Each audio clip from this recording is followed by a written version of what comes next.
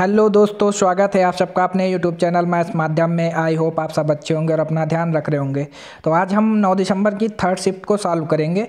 तो चलते हैं हम अपने क्वेश्चन की तरफ। पहला क्वेश्चन ये रहा कि in a division sum the divisor is 32 times the quotient and 12 times the remainder if the remainder is 56, what is the dividend. एक भाग योग में भाजक भागफल का 32 गुना और शेषफल का 12 गुना है। यदि शेषफल 36 है तो लाभांश क्या होगा। तो हमको पता है भाज्य बराबर भाजक गुणे भागफल प्लस शेषफल होता है ना। तो हम मान लेते हैं भाई भाज्य ही हमको ज्ञात करना, लाभांश का मतलब भाज्य है ना। भाजक गुणे भागफल प्लस शेषफल है ना। तो भाजक जो है भागफल का 32 गुना और शेषफल का 12 गुना है। तो अगर हम मान लेते भाई भाजक तुम्हारा, शेषफल तुम्हारा 56 है, तो 56 का हम 12 गुना निकालेंगे तो कितना आएगा 56 गुणे 12। तो हमारा निकल के आ जाएगा 56 गुणे 12 672। ठीक है, 672 निकल के आ जाएगा। ठीक, बोला गया था कि जो भाजक है भागफल का 32 गुना और शेषफल का 12 गुना, क्योंकि शेषफल 56 दे रखा है हमें, तो 56 का 12 गुना करेंगे 672। और 672 जो है भागफल का 32 गुना है, तो 672 में हम 32 की भाग कर देंगे। 672 भागे 32 करेंगे, क्योंकि 32 गुना था तो 21 तुम्हारा भागफल निकल के आ जाएगा। ठीक है, तो अब हमको पता है फार्मूला होता है भाज्य बराबर भाजक गुणे भागफल। भाज्य निकालना है, भाजक तुम्हारा दे रखा है कितना 672 और भागफल तुम्हारा दे रखा है 21 और शेषफल तुम्हारा 56 दे रखा है। इसकी जब हम मल्टीप्लाई और जोड़ेंगे 672 गुणे 21 करेंगे तो हमारा निकल के आ जाएगा 14,112। 14,112 प्लस 56 जब जोड़ देंगे तो हमारा निकल के आ जाएगा 14,168। ठीक है, यही आंसर हो जाएगा 14,168। ऑप्शन नंबर ए सही हो जाएगा इसका। चलते हैं हम अपने अगले क्वेश्चन पर। अगला क्वेश्चन ये कह रहा है कि an article marked at RS 560 is sold at 20% discount. If there is a profit of 40%, then what is the cost price of the article। 560 रुपये पर अंकित एक वस्तु 20% छूट पर बेची जाती है। यदि 40% का लाभ होता है तो वस्तु का क्रय मूल्य क्या होगा। हमको पता है एमपी और सीपी का रेशियो, भाई जितना डिस्काउंट देंगे वो सीपी में से घटा देंगे और जितना लाभ करेंगे वो एमपी में जोड़ देंगे। यानी 140 हो गया तुम्हारा एमपी और सीपी हो गया तुम्हारा 20% की छूट दी जा रही है, यानी 80। 140 की यूनिट की वैल्यू हमको दे रखी है 560। ठीक, तो ये इसका कितना गुना है 4 गुना है। ठीक है, तो हम इसका भी 4 गुना निकाल देंगे 80 का, तो ये आ जाएगा तुम्हारा 320 रुपये। यही आंसर हो जाएगा। चलते हैं हम अपने अगले क्वेश्चन पर। अगला क्वेश्चन ये कह रहा है कि an certain amount at the same rate percent 12,672 after 4 years at simple interest of RS 15,744 after 8 years in the same 10% per annum on the amount in 3/1/3 years, what will be the simple interest. एक निश्चित राशि समान दर प्रतिशत प्रतिवर्ष साधारण ब्याज पर 4 साल बाद 12,672 रुपये तथा 8 साल बाद 15,744 रुपये हो जाती है। उसी राशि पर 10% प्रतिवर्ष की दर से 3/1/3 वर्ष में साधारण ब्याज कितना होगा। तो हमको पता भाई 4 साल, इसका गैप कितना 4 साल का। ठीक है, 4 साल में कितना ब्याज हमको मिल रहा है 15,744 माइनस 12,672। ठीक है, जब इसको हम घटाएंगे तो कितना आएगा 15,744 में से 15,744 माइनस 12,672, ये आ जाएगा तुम्हारा 3,072 रुपये। ठीक है, अगर पहले भी 4 साल थे, 4 साल तक जाने में 12,672 रुपये तो मिल रहा था, तो 12,672 में से हम 3,072 घटा देंगे तो हमारा जो है मूलधन निकल के आ जाएगा। जब इसको हम घटाएंगे 12,672 तो ये आ जाएगा तुम्हारा मूलधन जो निकल के आ जाएगा 9600 रुपये आ जाएगा। अब बोला गया था कि दर प्रतिशत प्रतिवर्ष की दर से 3/1/3 वर्ष में साधारण ब्याज कितना होगा। तो हम 9600, 10% की रेट है तो 10 और 3/1/3 का मतलब 3 तक की 9, यानी 10/3 इंटू 100। ठीक है, 00 से ये कट जाएगा और 9600 को हम 3 से भाग करेंगे तो निकल के आ जाएगा हमारा 3200 रुपये। ये काटेंगे तो 3200 रुपये निकल के आ जाएगा। यही साधारण ब्याज हो जाएगा। चलते हैं हम अपने अगले क्वेश्चन पर। अगला क्वेश्चन है कह रहा है कि A and B together can do a certain work in 20 days, B and C together can do it in 30 days, C and A together can do it in 24 days, in how many days B alone can complete 2/3 parts of the same work. A और B एक साथ एक निश्चित कार्य को 20 दिनों में करते हैं, बी और सी मिलकर उससे 30 दिनों में कर सकते हैं, सी और ए मिलकर इसे 24 दिनों में कर सकते हैं। बी अकेले उसी कार्य का 2/3 भाग कितने दिनों में करेगा। मान लेते भाई ए और बी कितने दिनों में कर रहे हैं, 20 दिन में कर रहे हैं, और बी और सी कितने दिनों में कर रहे हैं, 30 दिन में कर रहे हैं, और सी और ए कितने दिनों में कर रहे हैं, 24 दिन में कर रहे हैं। ठीक है, इनका हम एलसीएम निकालेंगे तो हमारा निकल के आ जाएगा 120 एलसीएम निकल के आ जाएगा। 20 6 के 120, 30 चौके 120, 24 पंचे 120। ठीक है, तो हमको पता ए प्लस बी की इफिशियंसी 6, बी प्लस सी की इफिशियंसी 4 और सी प्लस ए की इफिशियंसी 5। तो दोनों में तीनों में डबल डबल दोनों चीज़ें हैं, तो 2 ए प्लस बी प्लस सी बराबर तीनों की इफिशियंसी कितनी आ जाएगी, 6 4 10 5 15 है ना। तो ए प्लस बी प्लस सी की इफिशियंसी निकल के आ जाएगी हमारी 15/2। क्वेश्चन में क्या बोला गया था कि बी अकेले उसी कार्य का 2/3 भाग कितने दिनों में। अगर हम इसमें से सी प्लस ए की इफिशियंसी घटा देंगे तो हमको बी की इफिशियंसी पता चल जाएगी। ठीक है, सी प्लस ए की इफिशियंसी है 5। ठीक है, 15/2 में से हम 5 को घटा देंगे तो हमारी बी की इफिशियंसी निकल के आ जाएगी। तो ये हो जाएगा तुम्हारा एलसीएम लेंगे 15 और 5 दूनी 10/2, तो ये आ जाएगा तुम्हारा 5/2 बी की इफिशियंसी आ जाएगी। ठीक है, क्वेश्चन में क्या बोला गया था कि 2/3 वर्क, टोटल का 2/3 वर्क है ना। तो टोटल का हम 2/3 वर्क यानी 120 टोटल वर्क है तुम्हारे पास, तो इसका हम 2/3 निकाल देंगे तो तुम्हारा निकल के आ जाएगा 30 चौके 40 × 120, 40 दूना 80 वर्क का तुमको करना है बी की इफिशियंसी से। तो 80/5/2। ठीक, तो ये आ जाएगा 16 और ये 2 ऊपर मल्टीप्लाई करेगा यानी 32 दिन में बी अकेले काम को पूरा करेगा 2/3 वर्क को, है ना। तो ऑप्शन नंबर बी सही हो जाएगा इसका। चलते हैं हम अपने अगले क्वेश्चन पर। अगला क्वेश्चन ये कह रहा है कि let x be the greatest 4 digit number which when divided by 16, 48, 40 and 28 leaves a remainder 11 in each case. What is the sum of the digits of x. मान लीजिए कि 4 अंकों की सबसे बड़ी संख्या x है, जिसे 16, 48, 40 और 28 में विभाजित करने पर प्रत्येक स्थिति में शेषफल 11 मिलता है। x के अंकों का योग क्या है। ठीक है, तो हम मान लेते हैं भाई 16, 48, 40 और 28 का एलसीएम निकाल लेते हैं। भाई सबसे बड़ी संख्या हमको पता है 48 है, तो 48 को लिख लेते हैं। ठीक, 48 किससे बना है, 5 × 8 से, 8 × 6 से, तो यहाँ पर 40 किससे बना, 8 × 5 से, यहाँ 5 की कमी हो जाएगी। ठीक है, तो ये तुम्हारा 16 48 ये का मान है, ये किससे बना, 4 × 7 से, तो यहाँ 7 की कमी हो जाएगी।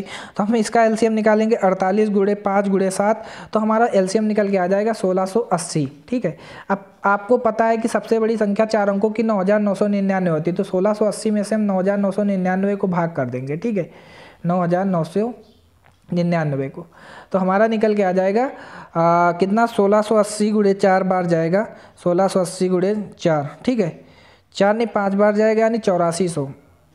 ठीक, 8400, ये 8400 आ जाएगा, हमको पता है। ठीक है, तो यही हो जाएगी संख्या मल्टीपल, जो सबसे बड़ी संख्या 6 बार लेके जाएंगे तो ज़्यादा हो जाएगा। ठीक है, तो 8400 में हम 11 जोड़ देंगे, तब शेषफल हमारा कितना आ जाएगा, 11 शेषफल निकलता है, तो 8400 प्लस 11 कर देंगे तो यह आ जाएगा 8411। यही अंकों का योग हमको बताना था, यानी 8 4 12, 12 1 13, 1 14, अंकों का योग हमारा 14 निकल के आ जाएगा। चलते हैं हम अपने अगले क्वेश्चन पर। अगला क्वेश्चन है कह रहा है कि a certain sum of money amount to Rs 6655 in 3 years at 10% per annum. The same sum at double the earlier rate will amount to Rs x in 271/2 years if the interest is compounded as compound interest in both the cases. So what is the value of x?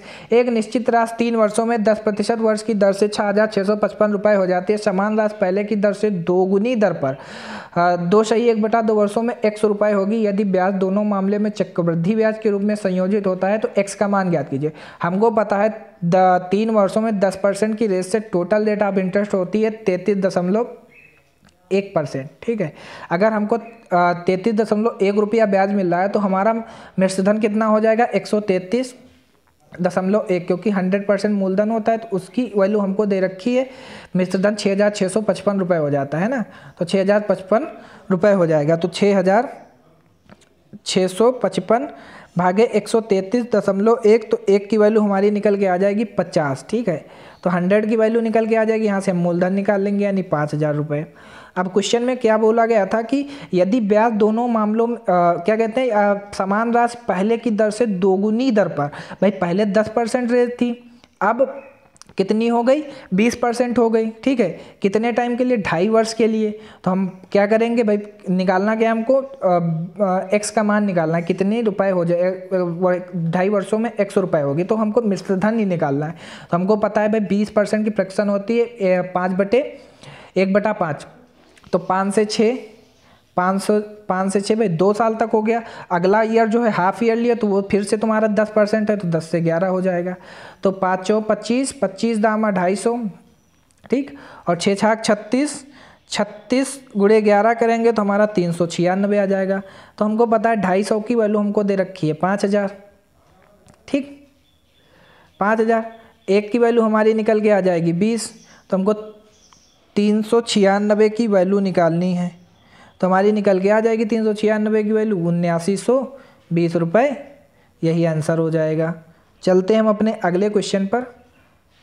Option number A सही हो जाएगा इसका। चलते हैं हम अपने अगले question की तरफ। अगला क्वेश्चन है कि the average weight of the student in a class is 49 kg। 5 new students are admitted to the class whose weights are 45 kg, 46.8 kg, 47.4 kg, 54.2 kg and 63.6 kg। Now the average weight of all the students of the class is 50 kg। Initially the number of student in the class was. एक कक्षा में छात्रों का औसत वजन 49 किग्रा है। कक्षा में 5 नए छात्रों को प्रवेश दिया जाता है जिनका वजन 45 किग्रा, 46.8 किग्रा, 47.4 किग्रा, 54.2 किग्रा और 63.6 किग्रा। अब कक्षा के सभी विद्यार्थियों का औसत भार 50 किग्रा है। वो शुरुआत में कक्षा में छात्रों की संख्या थी, तो हम मान लेते भाई ये जितने भी 5 छात्र हैं इनकी वजह से औसत में कितनी कमी या वृद्धि हुई, ठीक है। तो 45 पहले पे 49 से 45 कितना कम है, 4 कम है, -4 कर देंगे, ठीक है। फिर 49 से 46.8 कितना कम है, 49 से 46.8 कितना कम है, 2.2 कम है, ठीक। अब 47.4 49 से कितना कम है, 47.4 49 से कम है 1.6 यानी 1.6, ठीक है। अब 54.2 49 से कितना ज़्यादा है, 54.2 49 से कितना ज़्यादा है 5.2, ठीक, प्लस में लेंगे इसको। और 63.6 49 से कितना ज़्यादा है, 63.6 49 से कितना ज़्यादा है प्लस का 40.6 है ना। इन सबको जोड़ लेते हैं भाई, एक 14.6 है ना, 14.6 प्लस 5.2, इनमें से हम 1.6 और माइनस का 2.2 और माइनस का 4, तो हमारा कितना निकल के आ जाएगा जोड़ने पर 12।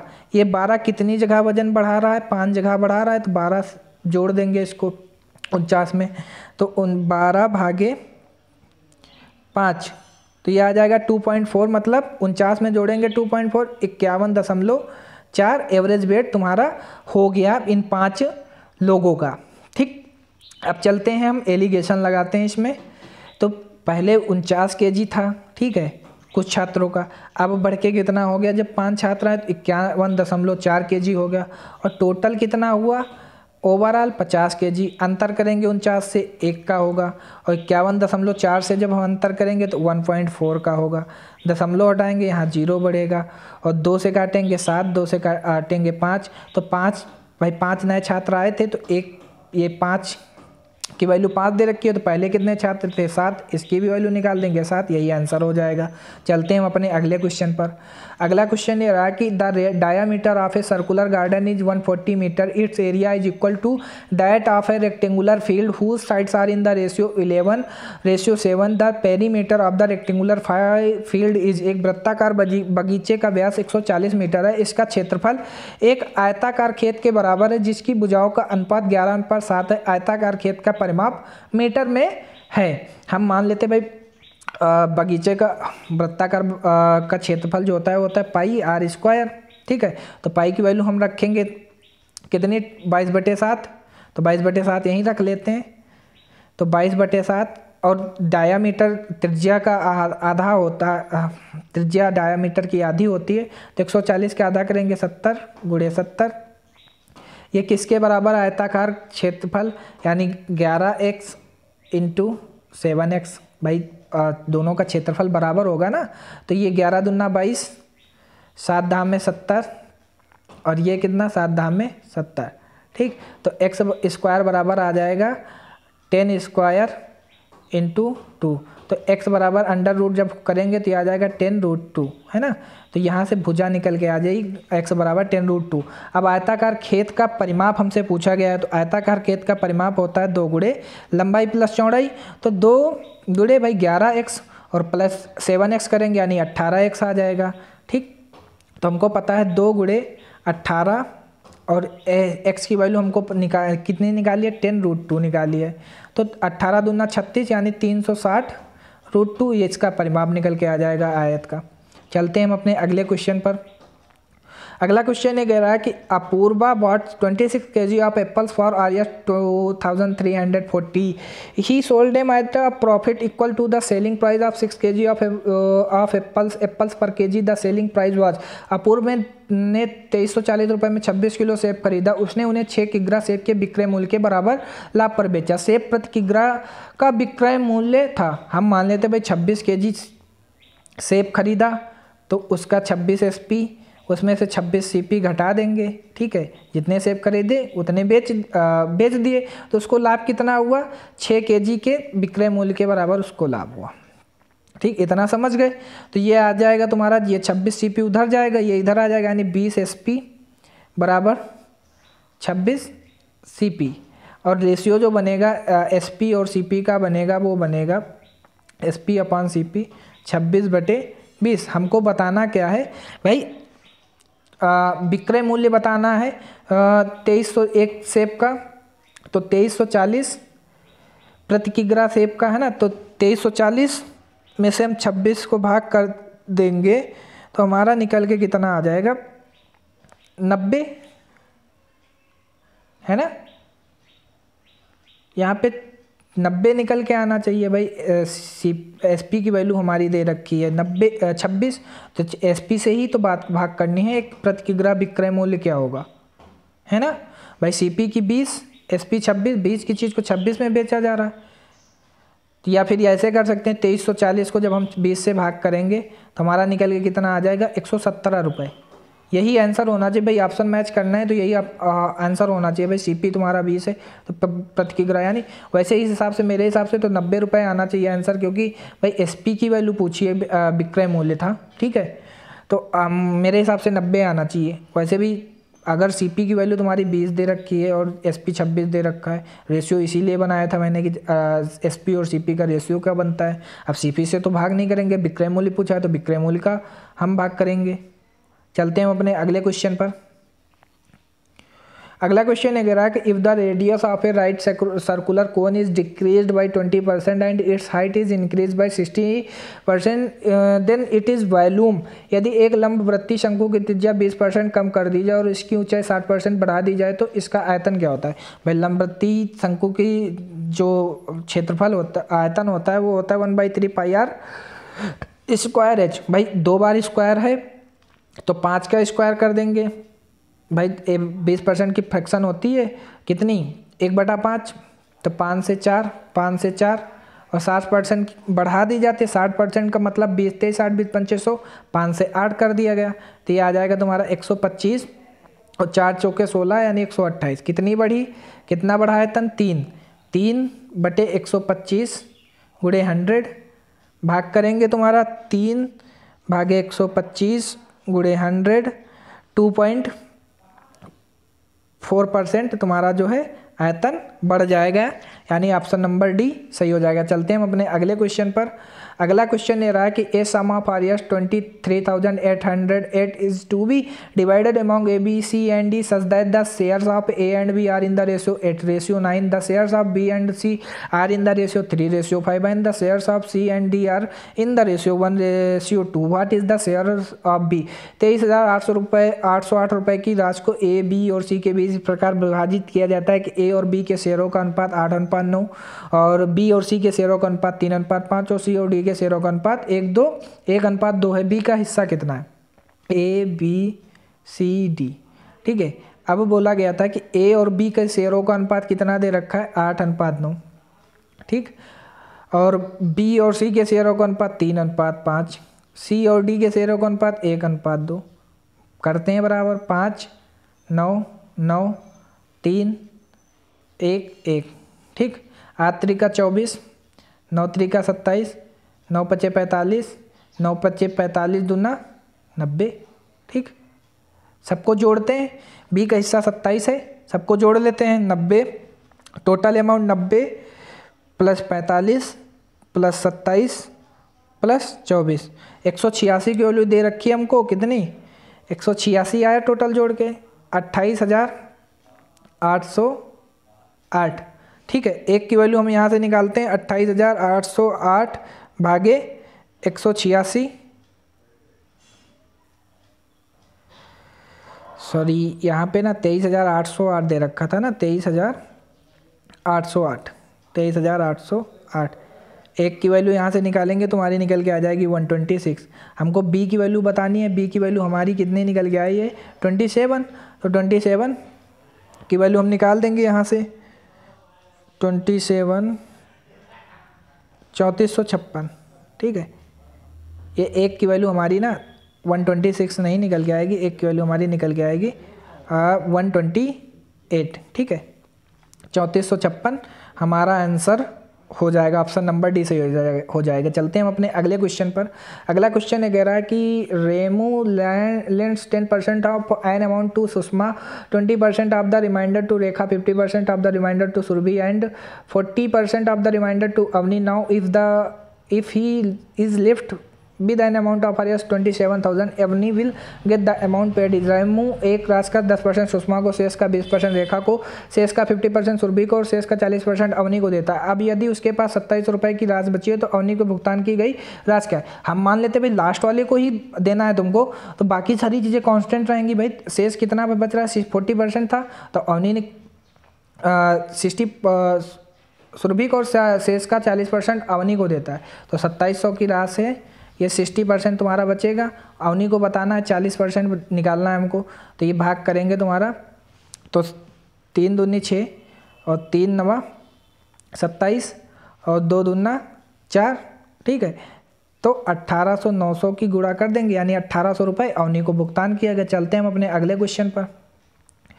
अगला क्वेश्चन आप सबके लिए होमवर्क में रहेगा।